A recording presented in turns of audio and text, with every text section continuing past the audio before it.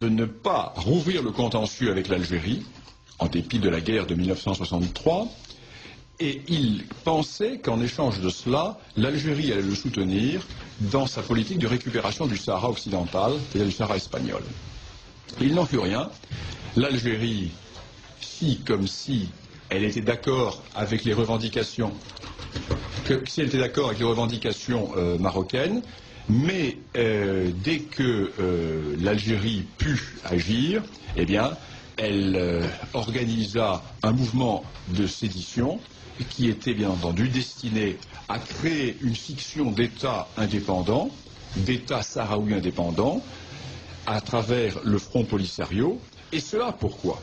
Cela pour une raison très simple, qui est que si vous prenez une carte, vous constatez que l'Algérie a une toute petite façade sur la Méditerranée et a un énorme ventre dans le Sahara. Ventre totalement artificiel, puisque le Sahara n'a jamais été algérien, puisque l'Algérie n'a jamais existé par le passé.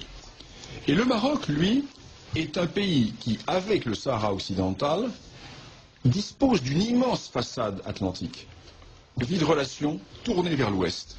Le Maroc n'a pas de richesse minière, mais a une immense façade atlantique. L'Algérie a d'immenses richesses en pétrole et en gaz, mais elle est coincée dans la Méditerranée.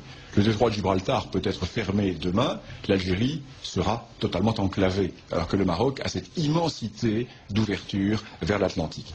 Et l'Algérie ne peut pas le supporter. Dans le rapport géopolitique nord-africain, il est bien évident que la riche Algérie n'est qu'un pays enclavé, par rapport au Maroc, bien moins doté au point de vue minier, mais qui a cette immense façade d'ouverture sur l'Atlantique.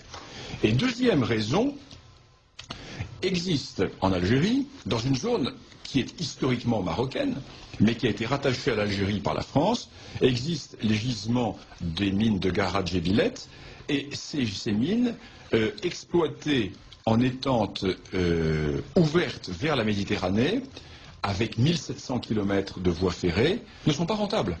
Alors que l'Algérie, avec une ouverture sur l'Atlantique, n'aurait que 300 km à faire pour toucher les ports d'Ifni ou l'Ayoun. Et le gouvernement marocain a proposé à l'Algérie un accord. En Algérie, voilà, nous vous proposons un port franc, une voie ferrée, un point de sortie pour les mines de Garad Djebilet. Et l'Algérie a refusé. Parce qu'il y a un autre argument, et c'est un argument dont il est difficile de parler quand on ne connaît pas l'âme profonde de ces deux peuples. Lorsqu'on ne connaît pas l'âme profonde du peuple algérien, lorsqu'on ne connaît pas l'âme profonde du peuple marocain, les Algériens font un complexe d'infériorité par rapport aux Marocains. Ils font un complexe d'infériorité car ils ne sont en fait que des parvenus de l'histoire. Je ne le dis sans aucune agressivité, je le dis en toute amitié. Ce sont des parvenus de l'histoire. Ce pays n'a jamais existé.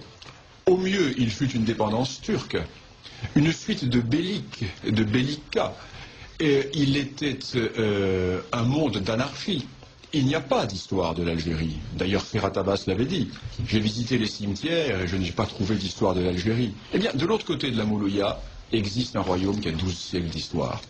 Lorsque Hugues Capet est élu roi de France en 987, la dynastie marocaine a déjà un siècle et demi d'histoire. Donc nous sommes en présence d'un très vieil État. Et les Marocains ont toujours joué maladroitement. Parce que ce sont des gens bien élevés, ce sont des gens polis, ce sont des gens qui, sûrs de leur bon droit, ont pensé qu'ils pouvaient discuter avec les Algériens comme on discute entre gens bien élevés. Or, ils ont eu en face d'eux des gens qui n'appliquaient pas les règles de la diplomatie traditionnelle et qui étaient restés peut-être dans cette politique des ouvertures barbaresques ou du rapt ou de la piraterie, mais non pas dans les usages qui étaient les usages classiques de la vieille diplomatie.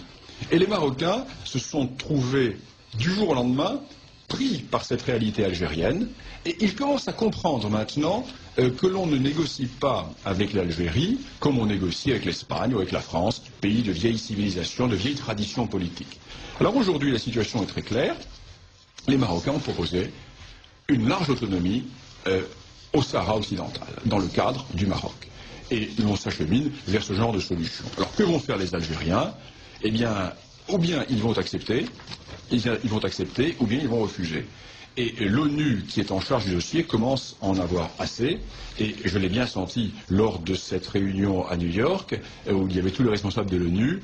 Et pour la communauté internationale, il est temps qu'un accord soit enfin trouvé, d'autant plus que le Polisario n'existe plus. Les 2/3 des troupes du Polisario ont fait défection et sont partis au Maroc, ont rallié le Maroc. Donc il n'y a plus en fait que l'Algérie qui est en première ligne face au Maroc.